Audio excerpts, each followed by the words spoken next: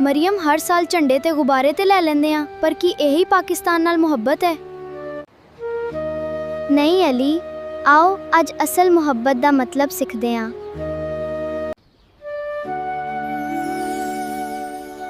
ਪਾਕਿਸਤਾਨ ਸਿਰਫ ਜ਼ਮੀਨ ਦਾ ਟੁਕੜਾ ਨਹੀਂ, ਇਹ ਖਾਬ ਉਦੋਂ ਪੂਰਾ ਰਹਿੰਦਾ ਹੈ ਜਦੋਂ ਕੌਮ ਇਲਮ ਹਾਸਲ ਕਰਦੀ ਹੈ। ਤੇ ਸਾਡਾ ਪਹਿਲਾ ਫਰਜ਼ ਪੜ੍ਹਾਈ ਏ। ਬਿਲਕੁਲ, ਇਲਮ ਤੁਹਾਡਾ ਸਭ ਤੋਂ ਵੱਡਾ ਹਥਿਆਰ ਹੈ। ਇਸ ਨਾਲ ਹੀ ਪਾਕਿਸਤਾਨ ਮਜ਼ਬੂਤ ਬਣੇਗਾ। ਬੱਚਿਓ, ਇਤਿਹਾਦ, ਈਮਾਨ ਤੇ ਨਜ਼ਮ, ਇਹੀ ਪਾਕਿਸਤਾਨ ਦੀ ਤਾਕਤ ਹੈ।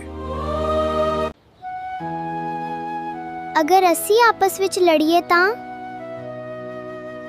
ਫਿਰ ਕੌਮ ਕਮਜ਼ੋਰ ਹੋ ਜਾਂਦੀ ਹੈ। ਇਤਿਹਾਦ, ਈਮਾਨ ਤੇ ਨਜ਼ਮ ਨੂੰ ਹਮੇਸ਼ਾ ਆਪਣੀ ਜ਼ਿੰਦਗੀ ਦਾ ਹਿੱਸਾ ਬਣਾ ਕੇ ਰੱਖੋ।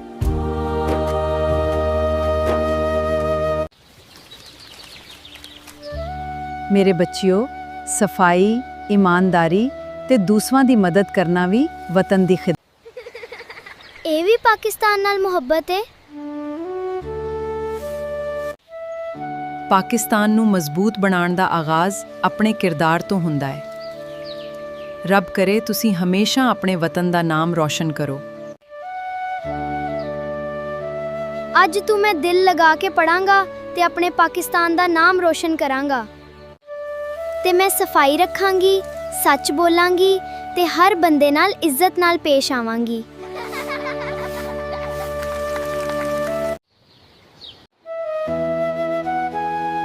ਪਾਕਿਸਤਾਨ ਨਾਲ ਸੱਚੀ ਮੁਹੱਬਤ ਸਿਰਫ 14 ਅਗਸਤ ਮਨਾਉਣ ਨਾਲ ਨਹੀਂ, ਬਲਕਿ ਇਲਮ ਹਾਸਲ ਕਰ, ਇਮਾਨਦਾਰੀ, ਸਫਾਈ, ਇਤਿਹਾਦ ਤੇ ਦੂਸਰਿਆਂ ਦੀ ਇੱਜ਼ਤ ਕਰਨ ਨਾਲ ਸਾਬਿਤ ਹੁੰਦੀ ਹੈ। ਪਾਕਿਸਤਾਨ ਜ਼ਿੰਦਾਬਾਦ।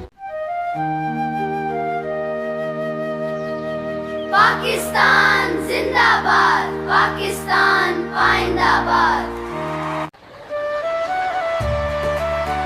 ਜੇ ਤੁਸੀਂ ਵੀ ਆਪਣੇ ਪਾਕਿਸਤਾਨ ਨਾਲ ਪਿਆਰ ਕਰਦੇ ਹੋ ਤੇ ਕਮੈਂਟ ਵਿੱਚ ਪਾਕਿਸਤਾਨ ਜ਼ਿੰਦਾਬਾਦ ਵੀਡੀਓ ਨੂੰ ਲਾਈਕ, ਸ਼ੇਅਰ ਜ਼ਰੂਰ ਲਿਖੋ।